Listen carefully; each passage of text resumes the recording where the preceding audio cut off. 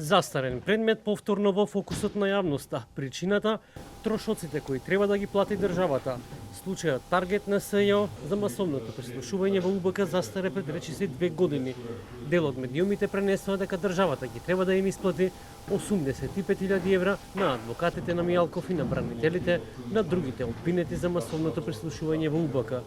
Адвокатот на екс-директорот на УБК Сашо Мијалков Љупчо Шврговски во телефонски разговор за телевизија 24 вели дека согласно измените на кривичниот законник постапката е завршена, а судот е обврзан по закон да ги исплати трошоците на обвинетите за ангажирање на бранителите.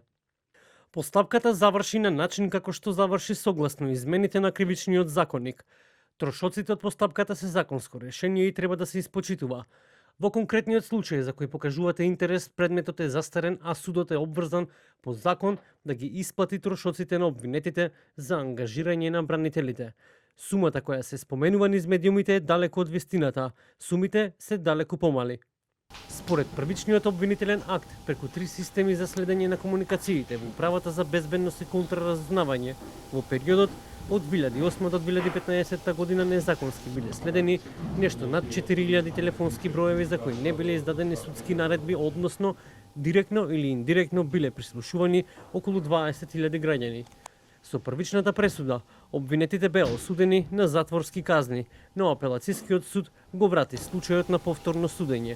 Се судеше од почеток, а потоа следуваа измените на кривичниот законник, измени кои практично овозможња многу предмети да пропаднат.